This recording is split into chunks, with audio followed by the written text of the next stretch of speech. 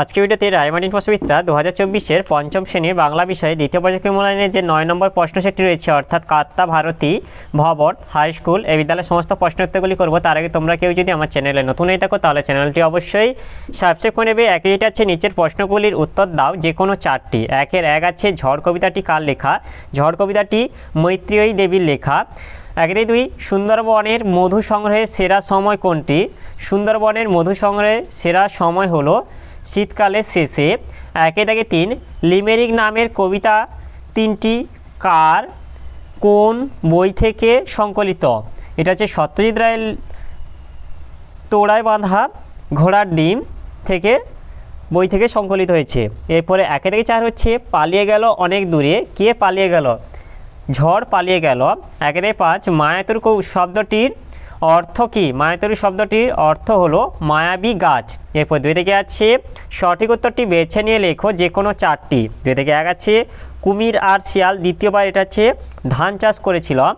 দুই থেকে দুই, সবুজ প্রাণের শাশ্বত এক দ্বীপ বলতে বোঝানো হয়েছে সবুজ মাঠ হবে এটা। দুই থেকে তিন, বনের পরীর কাছে ফণিমনসা প্রথম চেয়েছিল এটা সোনার পাতা। দুই থেকে চার, মধু কাটতে তিনজন লোক চাই। দুই থেকে পাঁচ, ঝড় যখন ওঠে তখন আকাশ থাকে এটা কালো হবে। এরপরে তিনে থেকে আছে প্রদত্ত শব্দগুলি দিয়ে বাক্য রচনা করো। তিনে থেকে একে আছে ঝড়, ঝড় দিয়ে বাক্য রচনা করলে হবে ঝড় হলে চারিদিক অন্ধকার হয়ে যায়।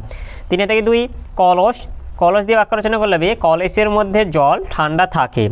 চারিদিকে আছে নির্দেশ অনুসারে উত্তর দাও। চারিদিকে এক আছে বিপরীত শব্দ লেখো। চারিদিকের একের এক আলো, আলোর বিপরীত হলো অন্ধকার। চারিদিকের একের দুই হাসি, হাসির বিপরীত হলো কান্না।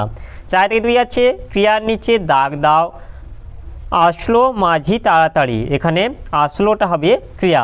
এরপর পাঁচে দাগে আছে যে কোনো একটি প্রশ্নের উত্তর দাও। পাঁচের দাগে এক আছে ফণিমনসা ও বনের পরী নাটকের চরিত্রগুলির উল্লেখ করো। ফণিমনসা ও বনের পরী নাটকের চরিত্রগুলি হলো সূত্রধার, ফণিমনসা, বনের পরী, ডাকাত দল, ঝড়, ছাগল। পাঁচে দাগে দুই আছে কিভাবে মৌচাক খোঁজা হয়? মধুর চাক খুঁজে পাওয়ার পন্থা বা উপায়টি হলো মৌমাছিকে অনুসরণ করা। বনের মধ্যে মৌমাছি ফুল থেকে মধু নিয়ে কোন দিকে ছুটে যাচ্ছে তা নজর রাখতে হবে। সেই মতো মৌমাছির পিছু পিছু গেলেই মধুর চাক খুঁজে পাওয়া যাবে। এরপরে শিশে কথাটির অর্থ কী? শিশে কথাটির অর্থ হলো জঙ্গলের মধ্যেকার ছোট সরু খাতকে শিশে বলে। এরপর ছয় দাগে আছে নির্দেশ অনুসারে উত্তর দাও। ছয় থেকে এক আছে বচন কাকে বলে? বচন কয় প্রকার ও কী কী উদাহরণ দাও। এর উত্তরটি হলো বচন বিশেষ্য বা সর্বনাম পদে যে রূপের সাহায্যে জীব বা জড়বস্তুর সংখ্যা বোঝানো হয় তাকে বচন বলে। বাংলা ভাষায় বচন দুই প্রকার, এক বচন এবং বহু বচন। এক বচনের উদাহরণ ছেলেটি ভগবানে বিশ্বাস করে না, এটা ছেলেটি হবে। এরপরে আকাশে চাঁদ উঠেছে, চাঁদটা হচ্ছে এক বচন। এরপর বহুবচনের উদাহরণ হলো তোমরা কোথায় চললে, এখানে তোমরাটা হচ্ছে বহুবচন। এরপর হলো ফুলগুলো তুলে নাও, এই যে ফুলগুলো হলো বহুবচনের উদাহরণ। এরপরে ছয় থেকে দুই আছে লিঙ্গ পরিবর্তন করো। ছয় থেকে দুইয়ের এক আছে লেখক, লেখক থেকে হবে এটা লেখিকা হবে। ছয় থেকে দুই আছে এটা বুদ্ধিমান, বুদ্ধিমান থেকে এটা হবে বুদ্ধিমতী। এরপর ছয় থেকে তিন আছে ক্লিবলিঙ্গের দুটি উদাহরণ দাও।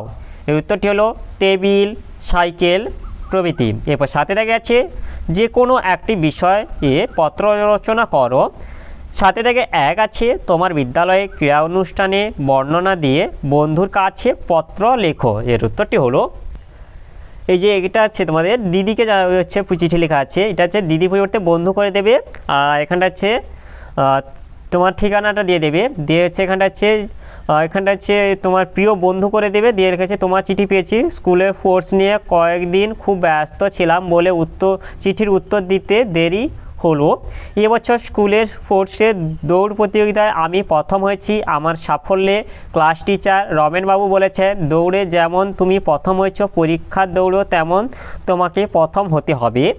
বাড়িতে এসে বাবাকে কথাগুলো বলায় বাবা হেসে বললেন হ্যাঁ এবার পড়াশোনাটা ভালোবেসে করো, তবে প্রথম হতেই হবে এমনটা নয়। তুমি তো জানো দিদি আমি পড়াশোনায় তোমার মতো অতটা ভালো নই, তবুও এখন থেকে চেষ্টা করব পড়াশোনাটাকে ভালোবাসতে। মা বাবা তোমাকে কলেজে ছুটি দেখে দু একদিনের জন্য এখান থেকে ঘুরে যেতে বলেছে। তুমি আসার সময় পারলে কলেজ স্ট্রিট থেকে সত্যজিৎ রায়ের বাদশাহী আংটি বইটা নিয়ে এসো।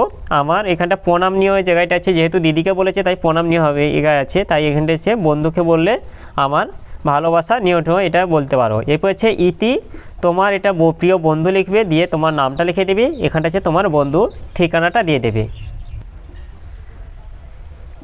এরপরে সাথে দিয়ে দুই আছে প্রধান শিক্ষকের নিকট ছুটির আবেদনপত্র লেখো। এর উত্তরটি হলো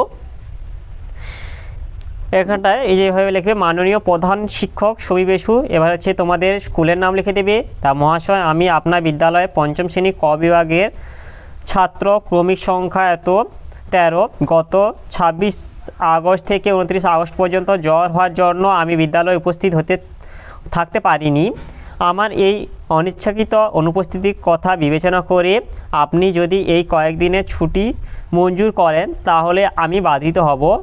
আপনার একান্ত অনুগত ছাত্র, দিয়ে তোমার নিজের নাম লিখে দেবে, তোমার হচ্ছে শ্রেণী পঞ্চম শ্রেণী বিভাগ তোমার হচ্ছে লিখে দেবে, দিয়ে হচ্ছে তোমার ক্রমিক সংখ্যাও লিখে দেবে। এবার হচ্ছে তোমাদের একটা বিয়ের ঠিকানাটা দিয়ে দেবে। তাহলে আজকের ভিডিওতে আমরা পঞ্চম শ্রেণী বাংলা বিষয়ে যে 9 দাগে কাত্তা ভারতী ভবন হাই স্কুল এই বিদ্যালয়ের সমস্ত প্রশ্ন উত্তরগুলি শেষ করলাম। আর তোমরা কেউ যদি আমার চ্যানেলটা এখনও সাবস্ক্রাইব করে রাখোনি তাহলে চ্যানেলটা অবশ্যই সাবস্ক্রাইব করে নেবে। ভিডিওটি ভালো লাগলে ভিডিওটিকে লাইক, কমেন্ট ও শেয়ার করতে ভুলবে না।